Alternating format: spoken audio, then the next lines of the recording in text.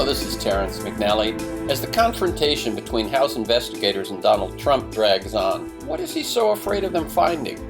Well, here's my June 2017 conversation with Pulitzer-prize-winning journalist David Cay Johnston. He's been covering Trump off and on for 28 years, and we'll talk about his book, The Making of Donald Trump. I'll be joined today by Pulitzer-prize-winning journalist and author David Cay Johnston, who's covered Donald Trump off and on for 27 years, including breaking the story in 1990 when he claimed to be worth $3 billion but could not pay interest on loans coming due, and his bankers actually put his net worth at minus $295 million. In his 2016 book, The Making of Donald Trump, Johnston profiles the many ways Trump has gotten wealthy by bilking others, colluding with criminals, evading prosecution, romancing the press. Johnston won his Pulitzer for New York Times reporting on loopholes and inequities in the U.S. tax code, and so we're going to also talk with him about taxes, Trump, and where we go from here. After hosting and producing the show weekly for 17 years, I stepped aside from recording new live interviews, but since then, I've dug into the archives to stream one of the relevant earlier interviews each week on the Progressive Voices Network on TuneIn.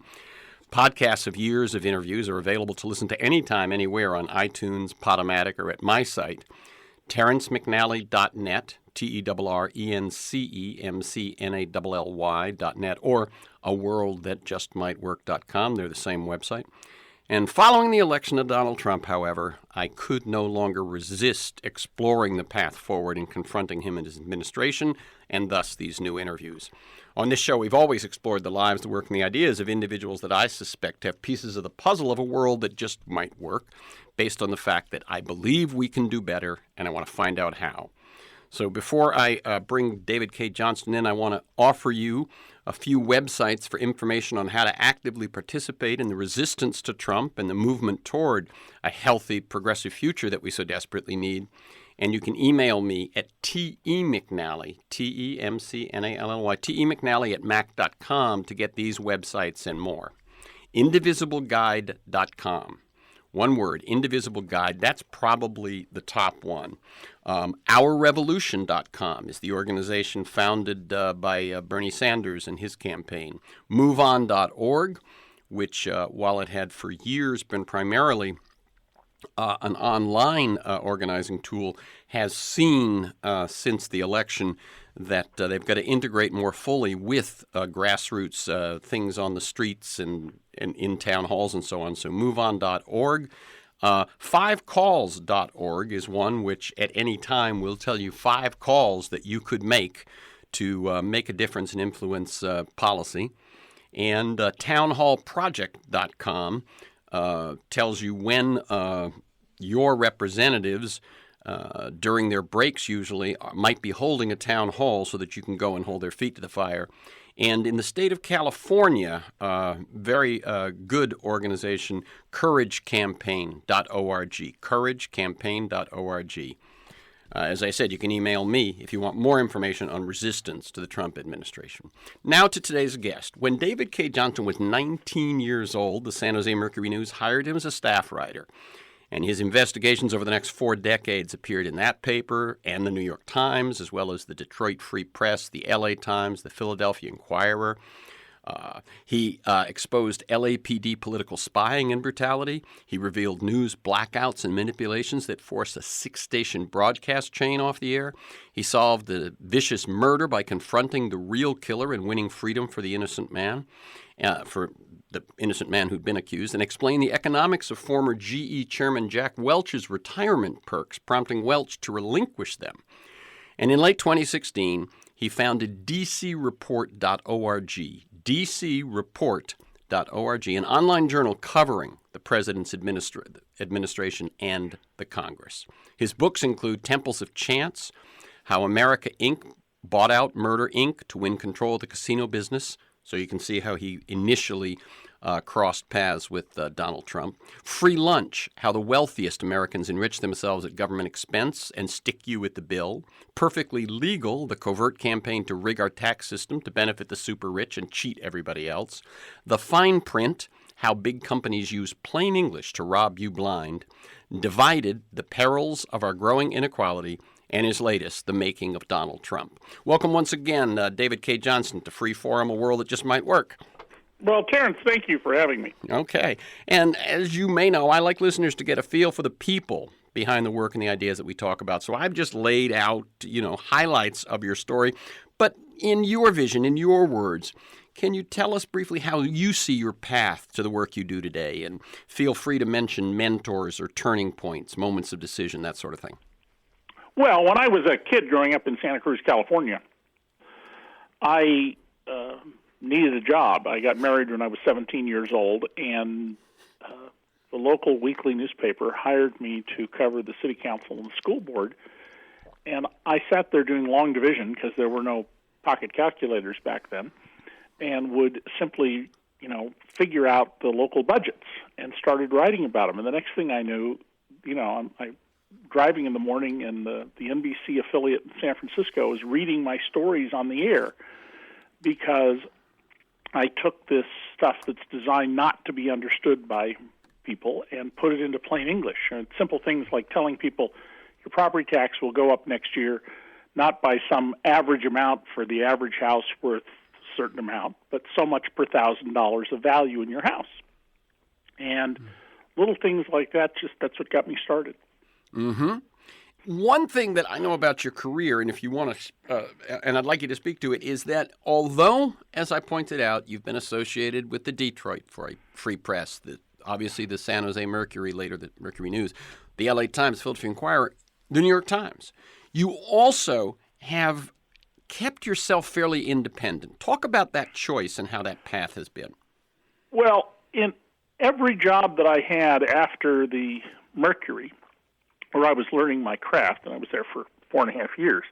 Basically, first of all, I didn't apply for I've only applied for one job in my life. Everybody's always come to me, including the New York Times, with one exception. And the deal I made was, I'm going to do what I want to do. I have lots of things I can offer you, and if you don't like this that I want to do, I'll give you something else. But you don't tell me what to do. Now, that approach, in the long run, wears out your welcome.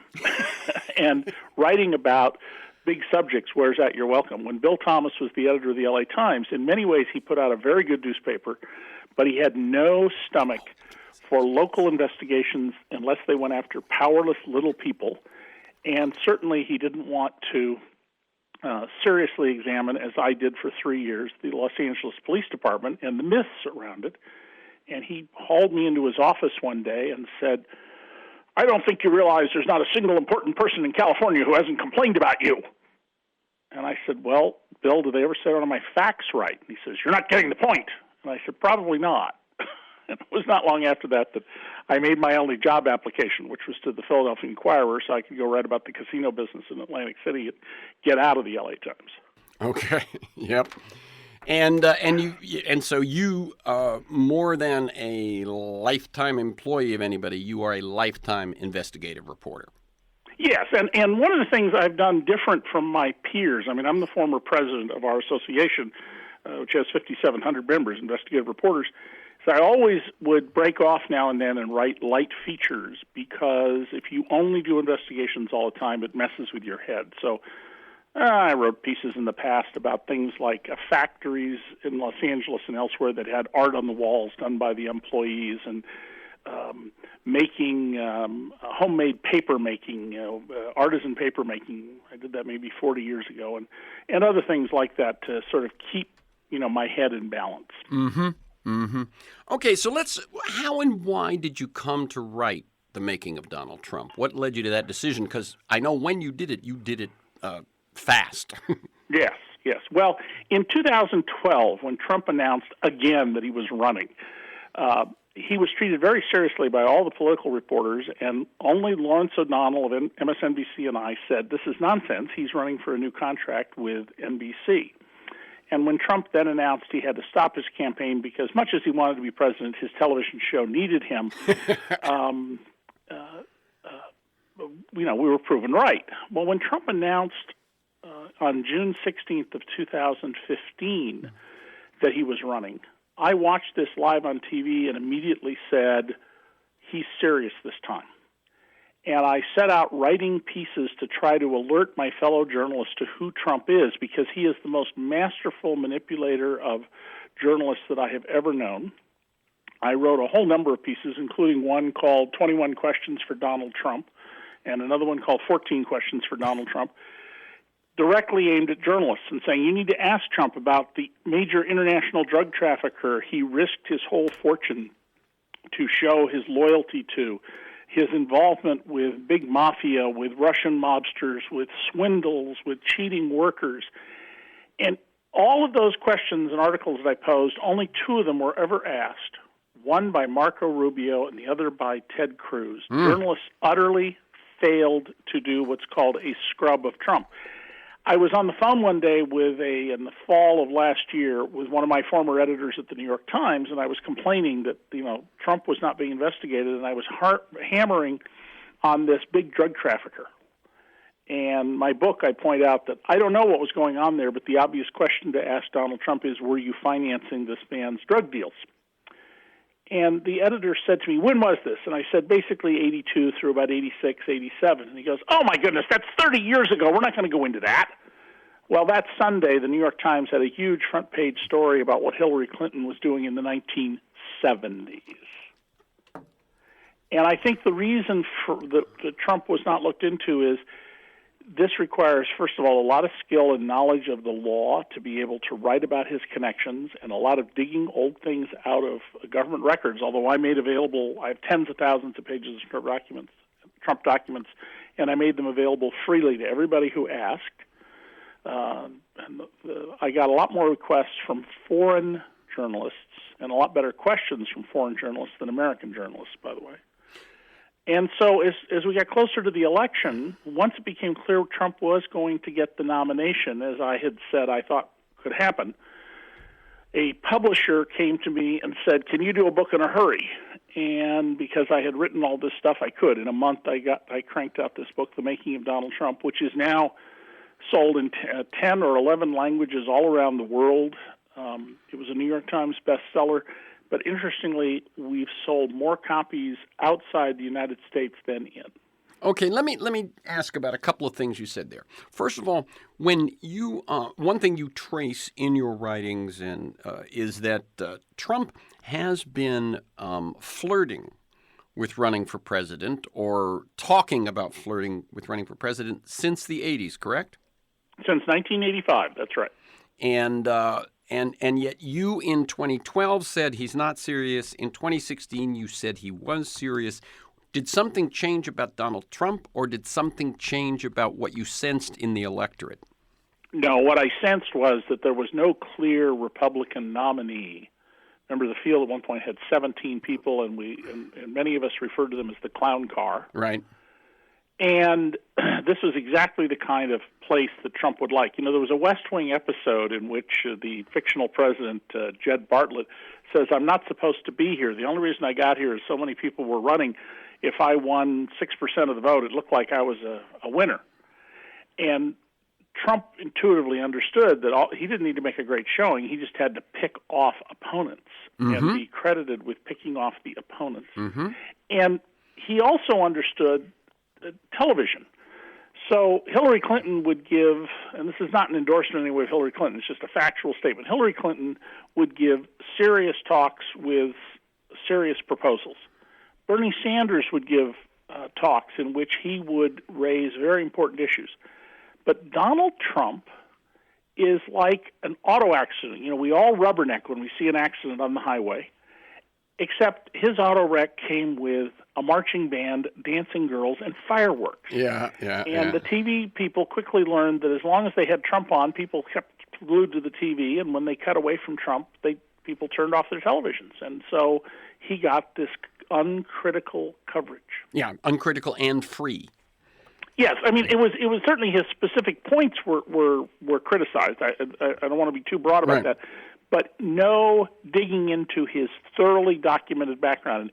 Every fact about Donald Trump's criminal connections and misconduct is sourced in my book to a public record, or Donald's own writings or his own books. And I even put my email in the book and said to people, if you find a mistake or don't understand something, get in touch with me. No one in the world has shown a single error in that book except for some typos in the first couple of printings. Right, and you have 44 pages of notes, and is the book 288 without the 40, or does that include the 44? No, it includes that. I mean, the book is relatively short. Yeah, you can read it in 4 to 5 hours. Right, so the book is about about how quickly you read. So the book's about 240, 244, and then 44 pages of notes. Yeah. And so that's the sourcing, the record, and as you say, no one has called to contradict. The next question was two that have to do with the media, which obviously is a huge part of the story, both in his campaign, in his election, and obviously in his presidency. And half the time, he's the one that's making it a story. Why, in your judgment, is there a better reception, a more curious reception overseas than in the U.S. for this stuff? And if you want to refer, this clearly was not the case with Hillary or Bill Clinton. Right. You know, in thousands of schools in America, we have stopped teaching civics. I'm astonished at the number of young people, young adults I have met who do not understand at all how our Constitution works. And many of these are school districts that, by God, they're going to keep football. But we don't need to teach civics. What do students need to know that for? I mean, it's a democracy. It'll take care of itself. And I've long observed that I have had much better conversations about culture, economics, policy, much more sophisticated conversations with random people, waiters, truck drivers, cabbies, cops that I have met in rural Slovakia, Norway, Canada, Singapore, than sitting next to executives in the first-class section of an American aircraft. Mm-hmm. And we've had a real serious breakdown in this country because our education system is designed to produce compliant drones for factory work and office work. The Europeans, in particular, do a much better job of teaching critical thinking skills. Your reference brings us up. I interviewed Antonio Damasio, a neuroscientist who's done great work. Born in Portugal, currently at USC. At the end of an hour interview on his latest book, he said, as soon as we got off the air, he said, wow, that felt like a European interview. Yes. I've been on the primetime news in New Zealand, Australia, Japan, Canada, Britain, France, Germany, and some other countries. But what's in my book has never had a word of mention on ABC, NBC, CBS, and when I was interviewed by PBS, they specifically told me not to say anything about Donald Trump and criminal activity, and I did anyway, and they edited all of that out. So now your original thing was civics is failing. The level of curiosity and intelligence among the populace is failing. I don't think it's intelligence. I think it's where we focus people's interest. Right. You know, lots of people who can take the latest squeeze play in a baseball game exactly. and dissect it with extraordinary skill. Yes. When you turn to politics, it's astonishing how uninformed they are. Right. That's not stupidity. That's where your heart is. Very good. But so that's the populace. But why the media? I mean, and you say you actually served as president of the investigative reporters. What's gone wrong with the media? Is it merely follow the money? No, I mean, I think there are a bunch of things. First of all, you know, there's been a 40-year highly financed campaign to attack honest journalism. And there are large segments of this country where people will pay no attention to any of the reliable mainstream news organizations, both on the left and the right, because of all these attacks. There's an old saying, doctors bury their mistakes, lawyers see theirs off to jail, only reporters sign theirs on the front page for everyone to read. And despite a long track record of correcting mistakes, and, you know, it's the first draft of history, there are lots of mistakes along the way, the major news organizations pretty much get it right. But in this case, there was tremendous pressure brought. Trump threatened to sue everybody. I mean, I've written stories, Terrence, accusing people of committing murders and exposed spies and foreign agents. The second most heavily edited article of my life was a piece for Politico magazine that simply recounted the public record on Donald Trump's many, many, many involvements with mafia. Mm-hmm. And, I mean, I couldn't believe how much this was lawyered. I mean, I demanded they pay me a bigger fee before I'd let them publish the article because of all the extra work you had to do. The work the lawyers demanded. Yeah. And I've had several news organizations have said flat out they would not report on my book because Donald Trump threatened to sue them. So it isn't just they were willing, and as you pointed out, they were absolutely willing to always write about the supposed or alleged scandals of the Clintons, but not of Trump. And the difference is his approach to them. Well, and also, one of the other faults here was every time Donald Trump would talk about Hillary Clinton's emails, I ask people all the time, well, what is it you think was in those emails? Oh, well, she was doing corrupt things. And I go, well, like what? Well, I don't know, but I mean, why did she delete them? And I said, well, she didn't delete any. They were deleted by professionals at the State Department, and the ones that deleted were things like communications with her daughter about her wedding dress. Mm-hmm. I'm sure there were fights with Bill Clinton. I can't imagine Hillary Clinton and Bill Clinton ever having, over the email, nasty words to say to each other. Things like that were what were eliminated. And by the way, we know that the State Department's email system and the State Department's whole system was hacked, but the FBI Director, James Comey, said that there is no footprint on the computer of Hillary Clinton used in her home for her email that had been hacked. And hackers leave footprints. So the best evidence is she wasn't hacked, contrary to what Trump said that was repeated and repeated and repeated. I mean, Donald understands if you tell something often enough, people forget about what the real issue is. They just get this message he wants, which is she's a crook. And Donald projects. When Donald Trump tells you she's such a crook, she shouldn't be allowed to run for office, he's talking about himself. Of course. Of course. And by the way, that reference to telling the lie repeatedly was even clearer in the original German, wasn't it? Yes, it was.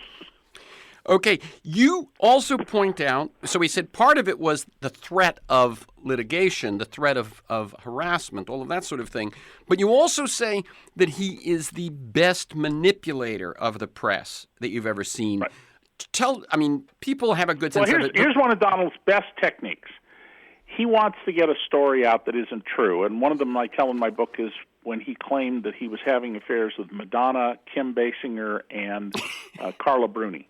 The first two he'd never met, and the third one has called him a lunatic, and did so at the time. So what does he do? He gets the New York Post, Rupert Murdoch's New York Post, to publish this. Once somebody has published this, then everybody else will write about it. And he understands that. So he goes to places where they don't care about the facts. They never let the facts get in the way of a good story. And he gets the story out there. And then everybody goes and says, the New York Post said this, and then eventually they quit saying that and they just say he did these things. And when it comes out that none of that's true, well, it's me and a handful of other people who write about it, but it doesn't make big news. Yeah, it's not news. And the other thing he does also, it seems to me, is once it's been put in the Post, he will talk about it. And as if, it seems to me many, many times he will say, well, everyone says, someone's saying, they're saying. And, oh, yes. And so, and that's another thing Donald does all the time. He says, everyone knows this, or everyone says that. They're all saying this. And, of course, this can also cut against him because after he became president, he said, who knew health care was so complicated? Yep. And hardly anybody knew Abraham Lincoln was a Republican. And finally now, after he's in office, he has begun to say things that reveal one of the key points in my book. Donald Trump is appallingly ignorant. He literally doesn't know anything. Right. And it's just at this right moment, since you brought that up, point out when you first started the investigative reporter technique you used when you first started interviewing him about the casino business. Sure. I met Trump in the early June of 1988 and immediately recognized, this guy's an impressive promoter, and I thought of him as he's our P.T. Barnum, the guy who had the Fiji Mermaid and these other hoaxes. Mm-hmm. And he's the most important force in Atlantic City, so I started asking about him, and one of the state officials, regulators, says to me, Donald doesn't know anything about running a casino. And I said, what are you talking about? He owns 2 casinos. He doesn't know anything about it. The polite term was, Donald is not an operator. And I went and talked to other journalists in town because I'm new, and I talked to some of his executives, and his other people around him, and they all said, "Oh yeah, Donald doesn't know anything about the casino business." So with the help of somebody, I framed some questions about the games. The first one was about the game of craps, where we put in blatantly false statements, ridiculously false statements, not subtle fine points. And when I sat down for my first interview with Donald, I dropped these questions into the interview, and in each case, he embraced my falsehood in his answer. Well, that's what those people do you hear in the TV ads. "Hi, we're California psychics. We're the best psychics. You want to talk to your late grandmother or want to know if that man really loves you? Just call so-and-so psychics." He's a con artist. Yeah. Oh, well, the other people who do that, by the way, if you get phone salesmen on the phone with you, yes. So what's that copy machine? Is that the Sony you have? And then when you tell them, they go, "Oh, no, right, you've switched to the Sharp, I know," and they take off from there. Right, and Donald is very, very good at this, and nobody called him on his BS. I mean, at the time, back in '88, there was Wayne Barrett, who died recently, who was the first reporter to get on, about 9 years ahead of me, and me. And then there was briefly a reporter for the Wall Street Journal until Trump tricked him into doing something that he then used to force him to resign from the Wall Street Journal. He went on to make a fortune as a hedge fund manager, so don't worry about it. and Donald was constantly threatening people. He called up one of my editors, the Philadelphia Inquirer, and said I was this horribly craven person who was constantly trying to get something from the casino.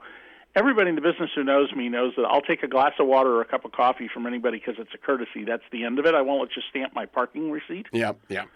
And in your own building. And the editor immediately realized this is ridiculous. But he would make life difficult for anybody who didn't toe the line. Yeah, well, there's one thing that, you're talking about the kinds of intimidation. The thing he's doing right now with Rosenstein, right? In other words, he implicates, that is to say, he directs Rosenstein to write the memo on why he should fire Comey. And now that Rosenstein is investigating him, you can tell the story better than I can, but it's this. Well, here's what's interesting about this. One of the things Donald is very talented at is compromising investigations. Exactly. He got out of 4 grand jury investigations in his 30s. He got out of numerous investigations with the Casino Control Commission that should have cost him his license. He's very good at finding a vulnerable place with any kind of investigation so he can either run out the clock or muddy the waters. And in this case, what's really interesting is one of his lawyers, Jay Sekulow, was on Fox News this morning, the day we're talking, with Chris Wallace. And he twice says the president's under investigation after he did what was recommended by Rod Rosenstein, which is to fire him. And when Chris Wallace says, "Well, given the president's under investigation," and Sekulow goes, "He's not under investigation. I never said that." And Wallace goes, "You just said it twice." Donald creates his own reality, and his lawyers will say things that are outrageously untrue because it's simply a tactic to divert attention and get you to argue over that instead of the substance of the issue.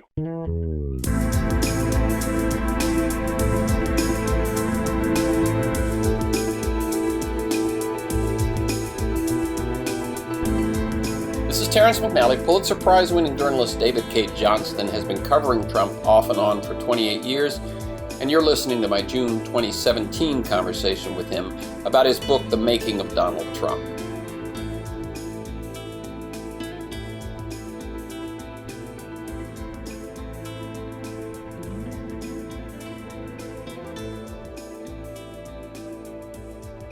I'm speaking with David K. Johnston, and we're talking about Trump, the Trump administration, and a lot of the history of Trump as revealed in his book based on 27 years of reporting on and investigating Donald Trump. The book is called The Making of Donald Trump, and you can learn more at David K. Johnston's website, which you set up this website strictly to deal with information in the stuff we're talking about, and it's DC, which is a play on District of Columbia. My name, David Kay. Exactly. And my editor's name, David Crook. Yeah. DC Report. Singular. .org. Singular. Yep. DC Report, one word, .org. And what we do is we cover what the administration and Congress do. We don't cover the tweets. So we were the first to report the Republicans had this plan to give away federal lands. It was buried in an obscure document of the kind we go looking at every day. We were the first to report that Trump is setting things up to radically jack up the price of electricity, and then we've covered the follow-through since then of how he's doing this, and we'll have more in the near future. We reported on how they're hiding records, how they've taken actions absolutely inimical to the safety of workers, and we do this by covering the official government paperwork and explaining to you what it means. And news organizations don't do that. News organizations cover the controversy. Right. They cover the cheap stuff, the press conferences at the White House.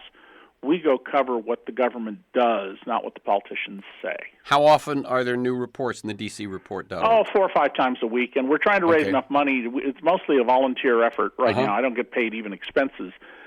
We've raised money from more than 1,000 donors who've sent us from $500 up to some thousands, but we're now trying to raise serious money so we can hire people, pay them real salaries, and show that, if we could husband $8,000 a month as well as we have, just think of what we could accomplish if we could spend $80,000 or $250,000 a month. We spend less per month on our news service than the New York Times spends per day covering Trump, and yet we've repeatedly broken stories that the Times either only later reported or didn't report at all. Okay, so I'll tell you what, the next time that I read that list of organizations, I will also add D.C. report as a way to not act in resistance, but learn what's going on.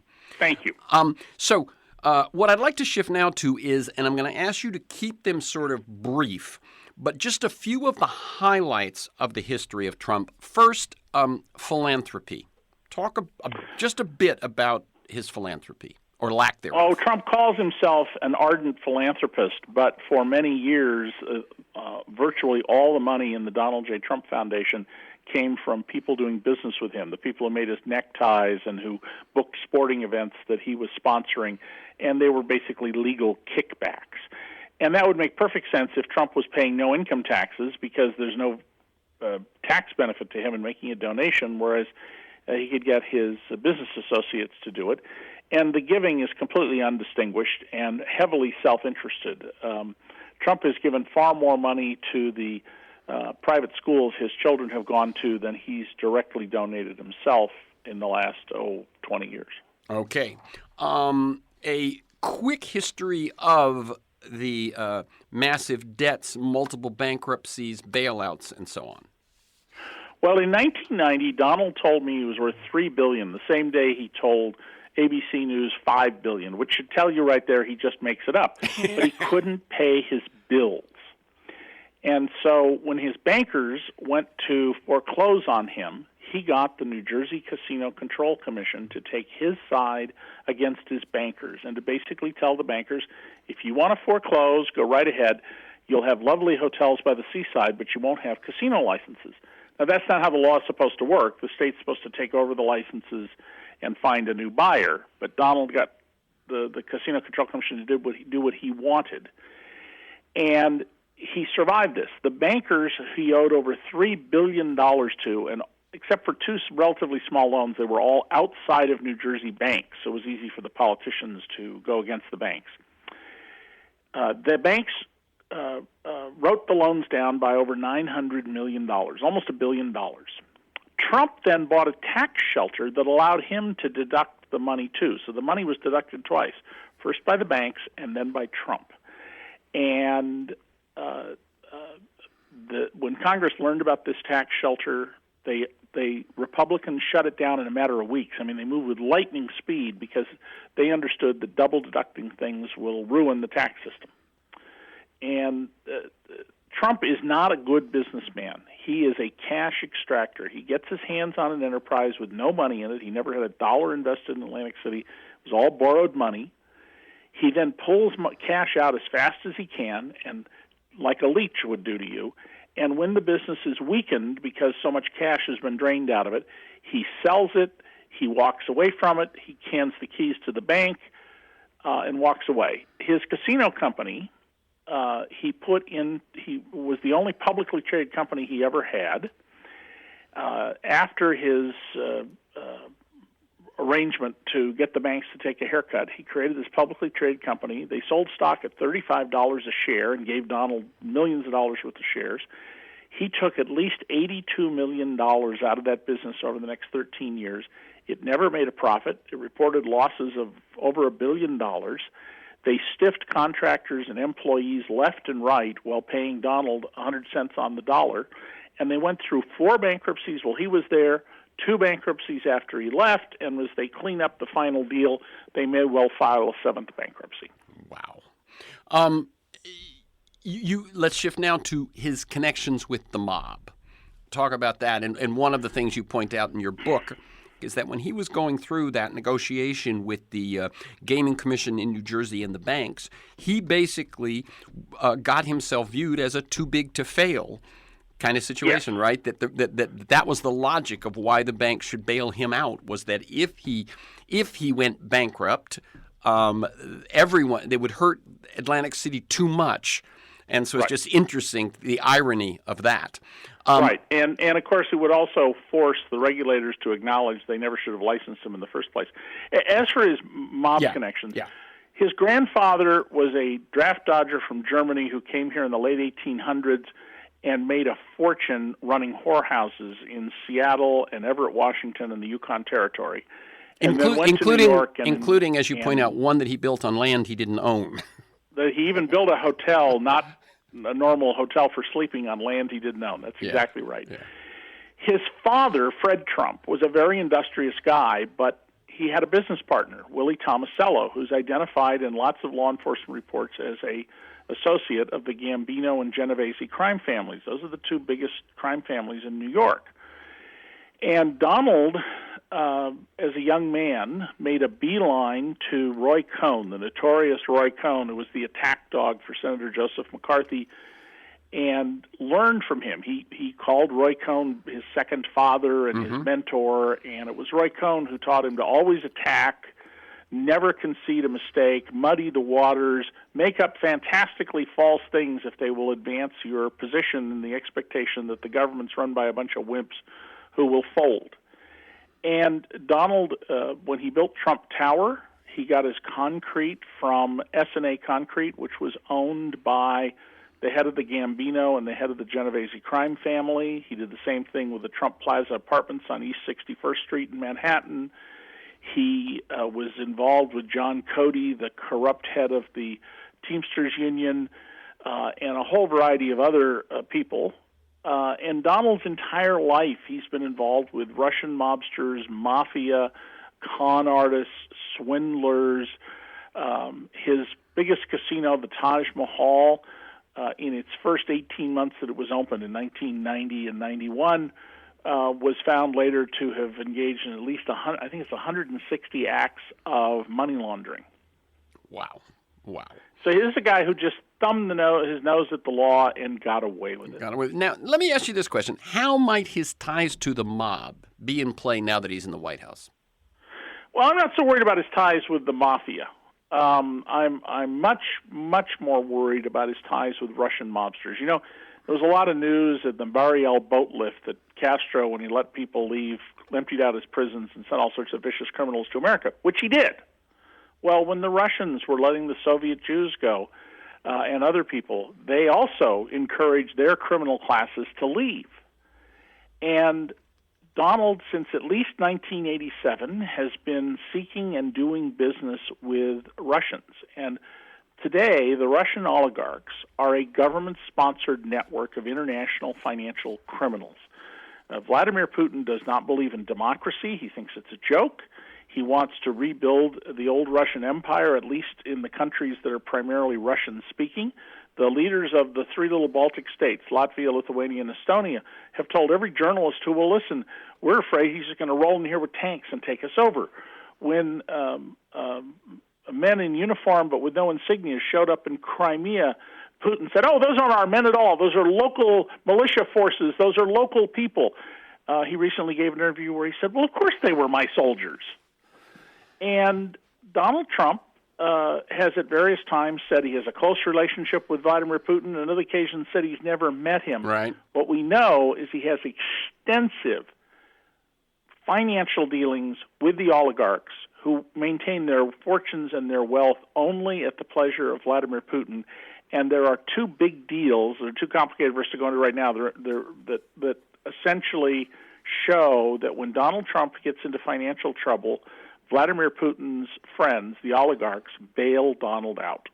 They do deals that make no economic sense unless you're basically paying him off. And why do they do that? Because the Russians have a very long-term sense of how you compromise people in the West, you make friends, and hey, they hit the jackpot. Their friend is now the president. Yep. And let's fast forward then on that one while we're in it. And how is that in play now that Trump is in the White House? What does that have to do with Paul Manafort? What does that have to do with Michael Flynn? What are we perhaps ultimately going to learn? Well, let me cut to the chase about that. We have to consider seriously the possibility, and I want to emphasize the word possibility, that the man now in the Oval Office is a traitor. And there's no other U.S. president you could possibly have even thought that about. Throughout the campaign, Donald Trump gratuitously praised Vladimir Putin as a great man. You just mentioned his name, and he would go into rhapsody about him. And I got out some, you can find these on the internet, transcripts of mafia soldiers who don't know they're being secretly surveilled. And you read, if someone brings up their boss, what they say, and they sound just like Donald Trump when he talks about Vladimir Putin. Yeah, the one thing great boss, what a great guy. Oh, terrific guy. Right, but the one thing I would say to that, David, because they don't want to get whacked. But he says that about every authoritarian, Duterte. Yeah, he did not go out of his way, though, to do it for anybody else. You bring up Duterte, he'll talk about him that way. But Donald went out of his way and often, making no sense, went off on these things about Putin. Okay. Now, Paul Manafort for 5 months was his campaign manager. Paul Manafort is a Washington operative who is the friend of violent dictators all around the world. When the pro-Moscow Ukrainian government was overthrown, and all these documents from the billion-dollar or half-billion-dollar presidential palace were thrown into an artificial lake, journalists trained by investigative reporters and editors, which I used to be the board chairman of, recognized that they needed to get those records right away and freeze them so they weren't destroyed. And people got scuba gear. They went into this lake in the bitter cold, and they recovered these records and froze them. And lo and behold, it shows Paul Manafort got $24 million. He says he didn't get it, but the ledgers say he did. He hires Michael Flynn as his national security advisor, a guy who was fired by Obama because people thought he was in way over his head, had no idea what he was doing.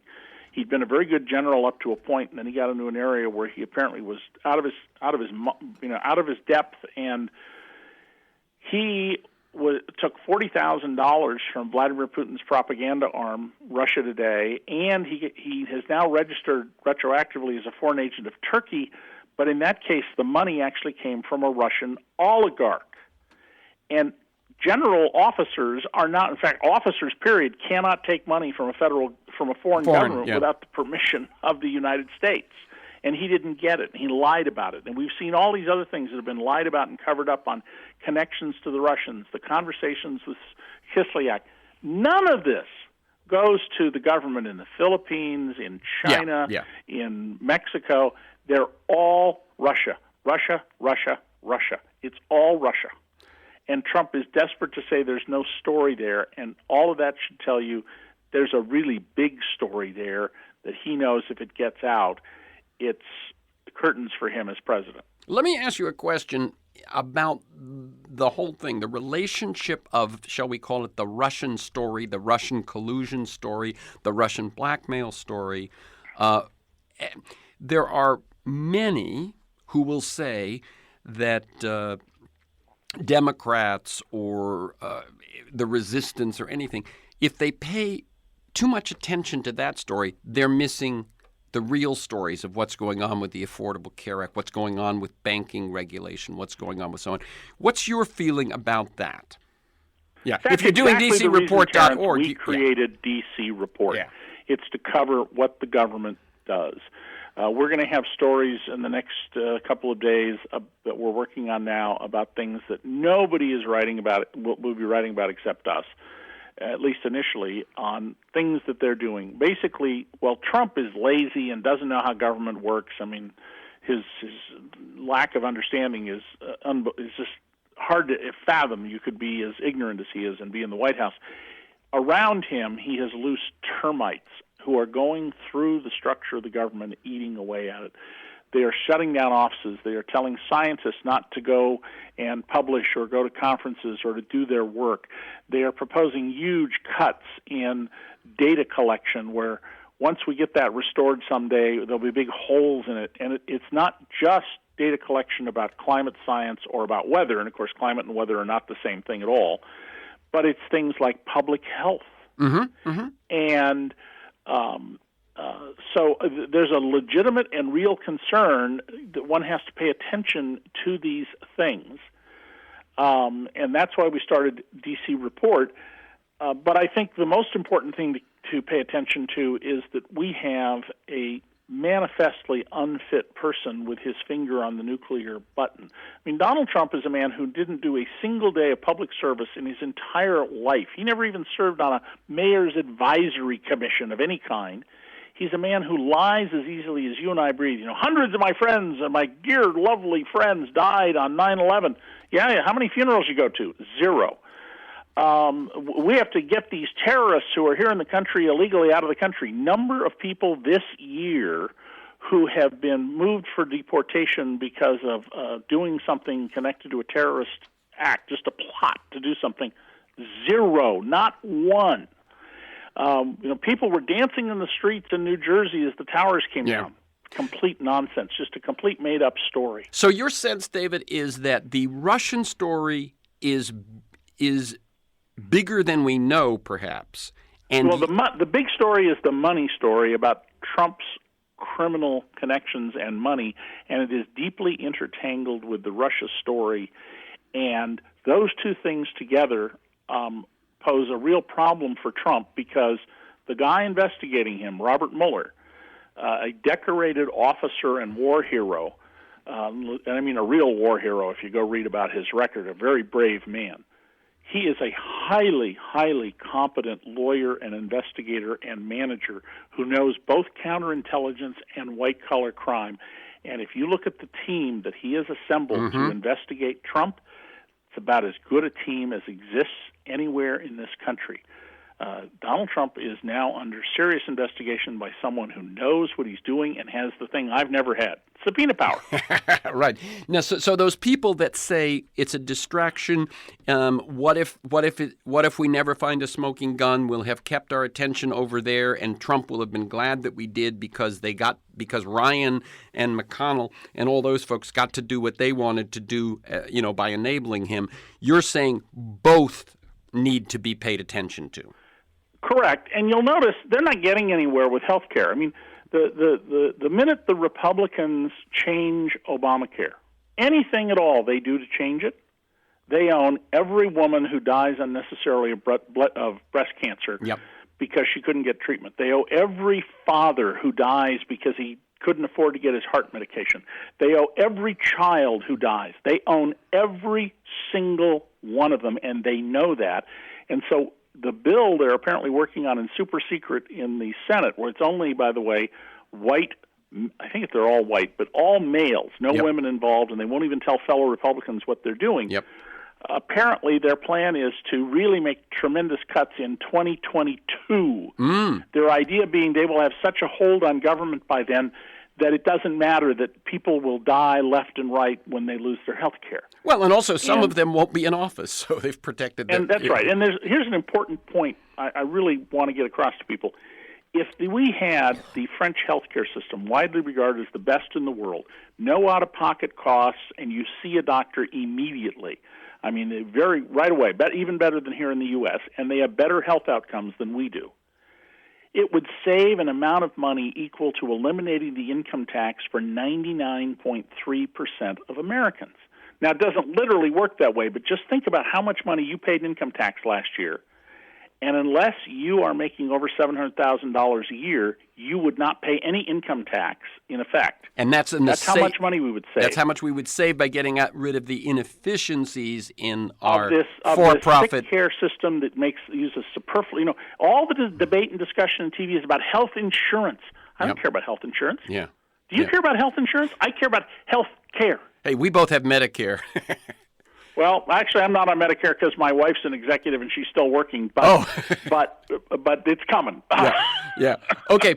Quickly on this one, how much money did Trump make on the presidential campaign? He made a profit on it in various ways. He was able to charge off all the use of his jet, and by federal law, he had to charge a price to the campaign for the use of the jet that includes a profit.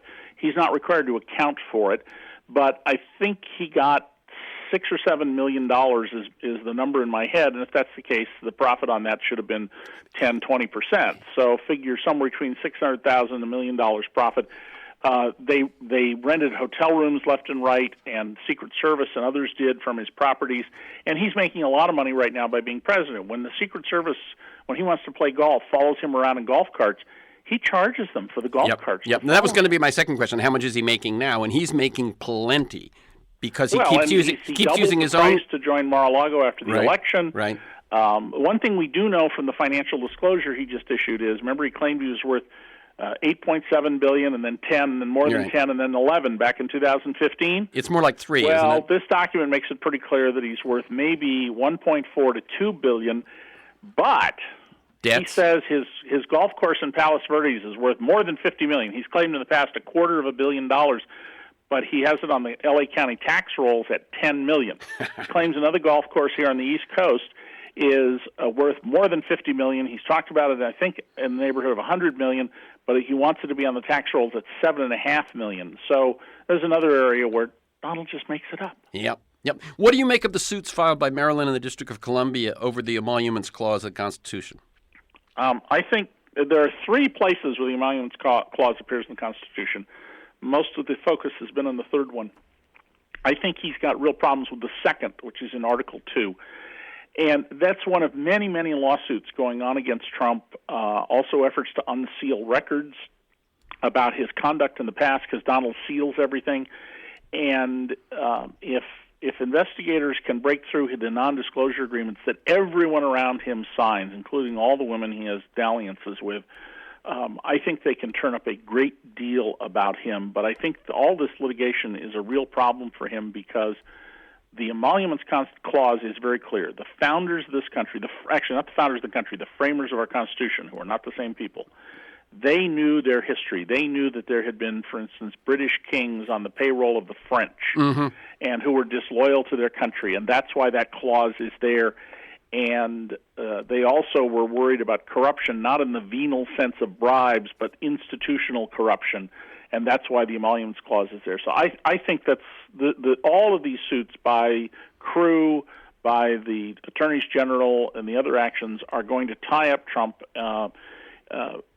put his agenda in trouble, and add to the case that he's committed high crimes and misdemeanors. Mm-hmm. So that's. I think these are very slow ticking time bombs, right? Exactly. It takes. Watergate, from the burglary to the day Richard Nixon resigned, was 26 months. And he had a hostile Democratic Congress. That's right. Okay, you've written a great deal about taxes. Before, you've covered Trump for years, but taxes has really been, the thing, your go-to thing. What are the tax implications? This is a question, again, we need a quick answer for, but the tax implications of the Republican health care bill and the proposed Republican tax bill, and what do you think are their prospects of passage? Okay. The Republicans have a very clear economic plan. The rich don't have nearly enough, and they have a plan to get it for them. They're going to take health care away from middle class, working class, and poor people. They're going to take benefits away from the sick, from the disabled, from children, from the elderly, to redistribute it to the rich. They talk about how much they hate redistribution of income, but in fact, the record shows they love redistribution of income when it takes money out of the pockets of ordinary people in ways they don't see directly and puts it in the pockets of the billionaire class. I Trump will sign any bill they'll put in front of him, but I think they've got the real practical political problems with health care and tax reform, which are intertwined. The idea they're calling tax reform and are uncritically sometimes recounted on the networks as tax reform, it's just more tax cuts for the rich. I mean, the Republicans are very clear. Their goal is very clear. You know, they believe in the Leona Helmsley view that only little people should pay taxes. And or the Trump view that I'm smart not to. That's exactly right. Yeah. And the 1 year, I remember I got his 2005 tax return and went on Rachel Maddow after we'd posted it at DC Report. That's where we broke the story, that he paid the $36 million of taxes that year. Well, $35 million of it was a refundable alternative minimum tax that he probably got back over the next couple of years. That's why I think that's the return I got, which I suspect came from Trump or someone at Trump's direction, because it made him look like he had a high income and paid a lot of taxes. But I've always thought it's an anomalous return. That they cherry-picked the one that would make him look the best, even though, as you point out, it put him at paying tax at the same rate as someone who made $400,000. If it hadn't been for the alternative minimum tax, which he wants to get rid of, he would have paid taxes at a lower rate than the poorest half of Americans. He would have paid less than a 3.5% rate under his tax plan if it were in effect. Okay, final question, and you got a minute and a half. Despite his unique qualities and the consequences, I suspect you'll agree that Trump is an effect, a symptom, not a cause. What's the underlying story here that made a Trump presidency possible? Well, Terrence, this is particularly ironic for me. I wrote a trilogy of books you mentioned earlier, Perfectly Legal, Free Lunch, The Fine Print, that were designed to explain why the 90% of Americans have seen their income go nowhere from 1966 till 2012. And, I don't expect most people to read those books, even though they were bestsellers. But I showed how government policies nobody knew about did this, how your taxes are being diverted from the schools to subsidize General Electric and Walmart and Warren Buffett and Donald Trump, one of the biggest welfare kings in America. And what people know is that it's been virtually a half century, and their incomes haven't gone anywhere. From 1966 to 2012, the average income of 90% of Americans went up by inflation plus 1 penny on the dollar. Oh, my God. They went nowhere. Whereas at the top, we literally have people in America with his and her private jumbo jets. Donald never read my books. He doesn't read anybody's books. But he intuitively understood there was a huge portion of the population saying, what's happened here? My job is insecure. I'm living paycheck to paycheck. I'm in debt. And he exploited that. He said, I alone can save you. I will protect you. And I'm going to bring back steel workers' jobs and stop this dumping of steel, even as he was using Chinese steel to build his own buildings. I'm going to see to it that we don't have foreign workers taking jobs of Americans, even as he was turning away Americans and hiring people on visas to work at Mar-a-Lago. Tell you what, we've got to wrap it up. When will we see your book on what we're just talking about now? Oh, probably 2 years, because I'm doing another Trump book now called The Trump Factor. They'll be out in January, and it'll be another year or so, and I'll do the prosperity tax, a whole new tax system for the 21st century. Very good. So the website is dcreport.org. The book we've been talking about is The Making of Donald Trump. Thank you, David K. Johnston. Keep up the good work. Thank you. For this conversation and many other interviews, articles, transcripts, to join me in pursuit of a world that just might work, go to TerrenceMcNally.net, TerrenceMcNally.net, or aworldthatjustmightwork.com, to the same website. If you want to receive my weekly email announcements of upcoming guests and issues, sign up at my site or email me at temcnally@mac.com. You can also subscribe and listen to the Freeform podcast on iTunes. You can find years of podcasts at my site, TerrenceMcNally.net, or at iTunes. Listen anytime, anywhere. And thanks to Gary Baca, my engineer, George Vasilopoulos at Progressive Voices, and most of all to you, my listeners. Please share this podcast widely.